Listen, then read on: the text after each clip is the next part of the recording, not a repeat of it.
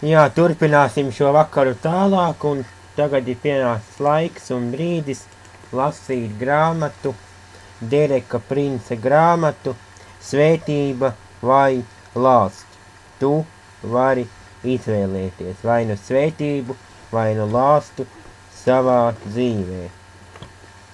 Un šovakar lasīšu tādu apakštēmu, kā darbojas svētības un lāsti.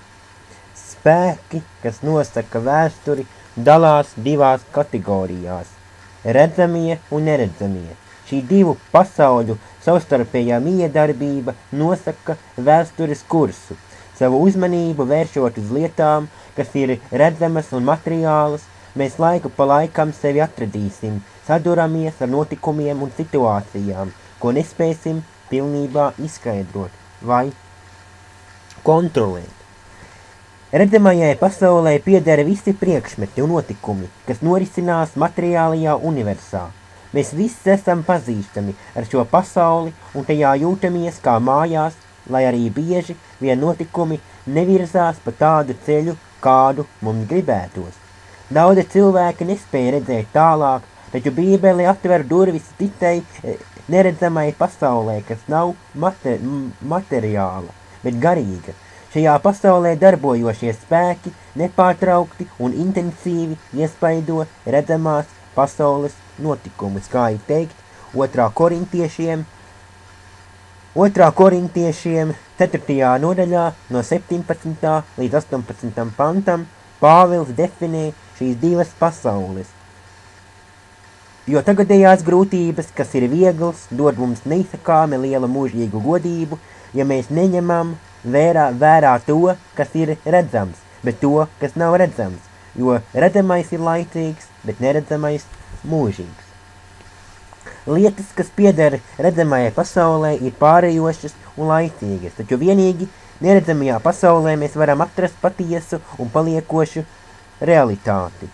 Vienīgi šajā pasaulē mēs spējam atklāt spēkus, kas sastādīts mūsu likteni, kas izpaužas redzamajā pasaulē. Pāvils izskaidro, ka panākumi dzīvē ir atkarīgi no spējām izprast un pareizi attiekties pret lietām, kas ir neredzamas un garīgas. Kā svētības, tā arī lāsti pieder neredzamajai, garīgajai pasaulē. Tie ir pārdabiska garīga spēka instrumenti. Svētības atnes labus un auglīgus rezultātus. Lāsti rāda sliktus un sāpīgus rezultātus. Abi divi ir galvenās tēmas, kas minētas rakstos.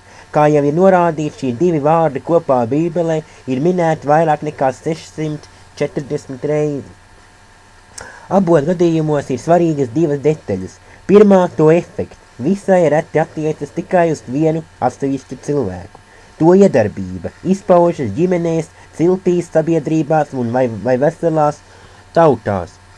Otrkārt, ja reiz tie ir atbrīvoti, tie turpinās no paudzes paudzē, kamēr nenotiek kaut kas, kas aptur to darbošanos.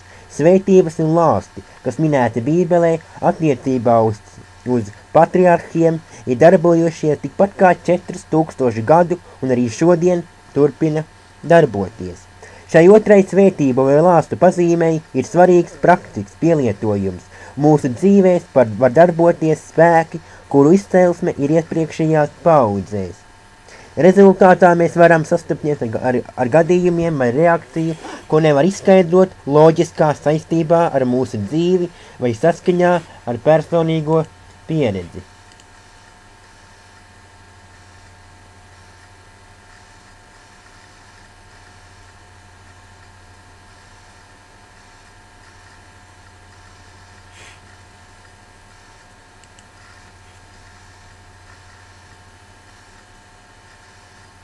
Iemesls var būt meklējams ilgu laiku atpakaļ, varbūt pa 1000 gadu senā pagātnē.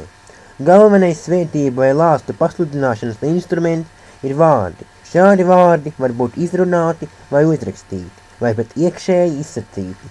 Rakstiem ir daudz ko sacīt par vārdu spēku. Sālamana pamācības brīdina par to, ka vārdi var tikt pielietoti labiem vai sliktiem mērķiem. Lūk, tikai daži piemēri. Viltnieka un liekuļa valodas dēļ viena tuvākais to postā likt, bet taisnie to novēro un paglābjas, kā ir teikts Sālamana pamācībās 11. nodaļā 9. pantā, kas paradis neapdomīgi runāt un vienkārši muti palaist, nereti neiedur kā ar zobenu, bet zinīga cilvēka valoda ir kā dziedinātāja zāles. Sālamana pamācība 12.18. Lēnīga mēle ir dzīvības koks, bet melīga ievaino sirdi. Sālamana pamācības 15.4. Nāve un dzīvības stāv mēles varā, kas mīl savas mēles smāku, tas baudīs no mēles sasnieguma augļiem. Sālamana pamācības 18.21. Apostolim Jēkabam ir daudz ko sacīt par vārdu lietošanu. Viņš norāda, ka mēle ir niecīgs loceklis miesā, bet to kontrolēt ir visgrūtāk. Tāpat arī mēle ir mazs loceklis un veic lielas lietas. Redz, kāda maza uguns iededzina kādu lielu mežu, un uguns ir arī mēle. Kā netaisnības pasaule mēle ir nolikta starp mūsu locekļiem, tā apgāna visu augumu un aizdedzina mūža ritumu, pati būdama elles aizdedzināta. Ar viņu mēs slavējam to kungu un tēvu, ar viņu mēs lādam cilvēkus pēc Dieva līdzības radītus, no tās pašas mutes iziet svētību un lāst. Tam, mani brāļi, nebūs tā notikt. Jēkaba 3. nodaļa no 56. panta rakstīt. Jēkabs lieto arī acīs krītošu salīdzinājumu, lai norādītu uz to ievērojamo spēku, kas piemīt vārdiem, iespaidojot cilvēkus un situācijas uz labu vai ļaunu. Ir zīmīgi, ka viņš svētības un lāstus min kā vārdus, kas var tikt piesātināti ar gandrīz neizmērojamu spēku. Vārdi tomēr nav vienīgais kanāls, ar ko var tikt novadītas svētības vai lāsti. Ir dažādi veidi, ar kuriem atšķirīgās situācijās fiziski objekti var kļūt par šāda veida spēku kanāliem, kā variet lasīt 2. Mūzes grāmatā no 30. nodaļas, no 22. līdz 33. pantam. Tas kungs sniedza instrukcijas Mūzum, izgatavot īpašu svaidāmo eļļu, kas bija jālieto tikai un vienīgi sajiešanas telpu un tās piederumu, kā arī sajiešanas telpī kalpojošo priesteru svaidīšanai, kā ir teikt 3. Mūzes grāmatā 8. nodaļā. Mēs lasām, kā šī eļļa tika pielietota. 3. Mūzes 8. nodaļa 10. un 12. panti ir sacīti. Un Mūzes paņēma svaidāmo eļļu un ar to svaidīja mājokli un visu, kas tanī bija, un šādi darīja to svētu.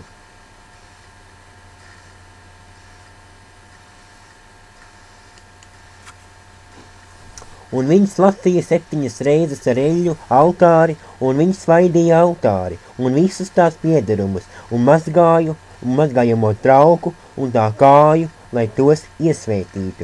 Un viņš lēja svaidāmo eļļu Āronam uz galvas un iezieda to viņu iesvētīdams.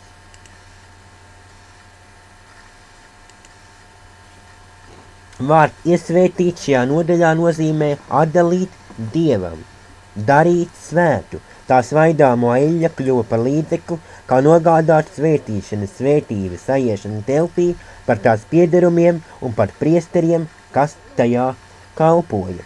Vēlāk Izraēla vēsturē olīveļļa tika lietota, lai atbrīvotu noteiktas svētības par ķēniņiem, kas pārvaldīja tautu Dieva interesēs, kā ir teikt 1. Samuēlas 16. nodaļā 13. pantā. Kā pravietis Samuēls svaidīja Dāvidu, kā Dieva izvēlētu ķēniņu. Tad Samuēls ņēma sava eļļas ragu, un viņš to svaidīja viņa brāļu vidū, un tā kunga gars nāca ar spēku par Dāvidu no šīs dienas sākot, un palika arī turpmāk viņā. Eļļa, ko Samuēls izlēja par Dāvidu galvu, kļuva par kanālu, caur ko viņa dzīvē tika atbrīvot svētā gara svētības, padarot viņu derīgu, īstenot savu ķēniņa aicinājumu. Jaunajā derībā piederumi, kas tika lietotā kunga mīlestā, kļuva par Dieva svētību kanālu par tiem, kas tajā ņēma dalību. Kā ir teikt 1. Korintiešiem 10. nodaļā 16. pantā Pāvils saka: Svētības kauss, ko mēs svētījam, vai tas nav savienošanās ar Kristus asinīm? Maize, ko laužam, vai tā nav savienošanās ar Kristus miesu? Tiem, kas šajā mīlestībā ar bībelīgu ticību ņem dalību, šie simboli novada Dieva svētības līdz viņu sirdīm. Pāvils īpaši runā par svētības kausu. Tas ir kausu, kas novada jaunās derības svētības tajos, kas no tā dzer. Tomēr ir jāuztver, ka visos augstāk aprakstītajos gadījumos nav nekā maģiska. Svētības neiemājo fiziskajos objektos vispārīgā veidā. Tās nonāk vienīgi tajos, kas pieņem Dieva gribu tādu, kāda tā ir atklāta rakstos, un kas tālākā gaitā ar personīgu ticību un paklausību saņem to, kas tiem ir ticis piedāvāt caur fiziskajiem objektiem, bet ticības un paklausības nav svētību. No otras puses, 1. korintiešiem 11. nodaļa 29. pantā Pāvils attiecībā uz tā kungam piemiņas mielastu sakramentu saka: tad kas necienīgi ēd šo maizi vai dzer tā kunga kausu, tas būs noziedies pret tā kunga miesu un asinīm.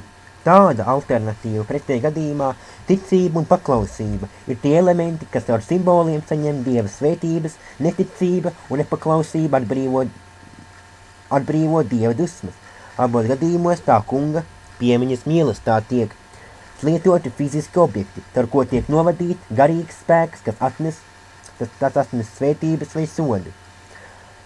4. Mūzes grāmata 5. nodaļa no 11.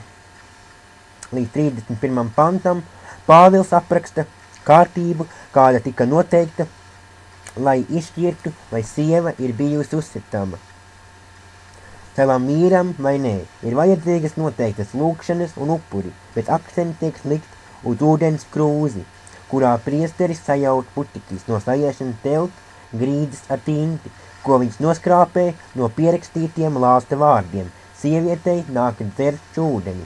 Ja viņa ir vainīga, pierakstītais lāsts izpaudīsies viņas fiziskajā miesā, un viņas klēpis piepams, un viņas ciskas izdils, un šī sieva kļūst nolādēta savas tautas vidū.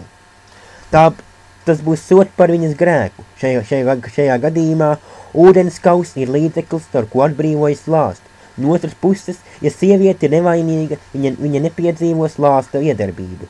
Šādā veidā Dievs aizstāvēs viņas taisnību, un viņas vīram vairs nebūs nekādu tiesību viņu vairāk nosodīt, viņas nevainība viņu pasargāt no lāsta.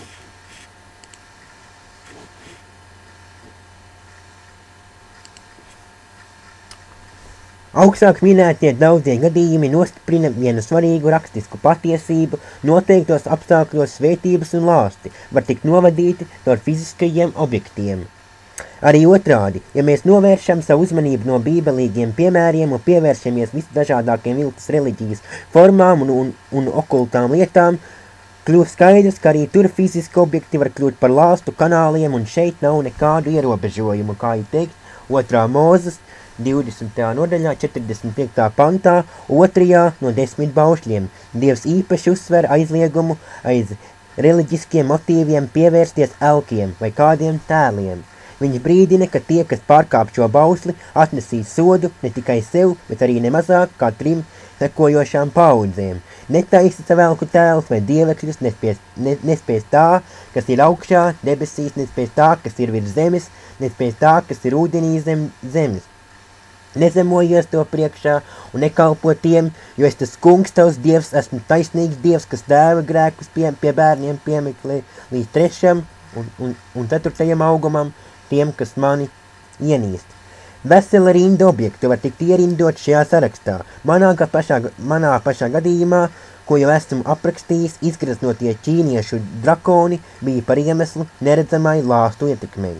Tā bija patiesība, ka man nebija ne mazāko nodomu tos pielūgt, tomēr viņi pārstāvēja kaut ko, kas ir bijis elku pielūgšanas objekts daudzus gadsimtus pēc kārtas. Viņi bija atvēruši kanālu manā namā nākt ļauniem pagānu pielūgšanas spēkiem, kas bija lietoti, iesākot ar vidus laikiem. Paskatoties atpakaļ no vēlāka skatu punkta, es ievēroju vienu īpašu lietu, ko šie drakoni atnesa manā dzīvē. Tie ne tikai bija barjera, kas mani atturēja no ieiešanas dievišķās labklājības svētībās, Tie aizseda manas acis, lai es neredzētu tās svētības, kas faktiski tur visu laiku bija atradušās. Vienīgi tad, kad es biju kļuvis brīvs no viņu ietekmes, es spēju ar ticību izšķirt, ko Dievs bija paredzējis manā dzīvē.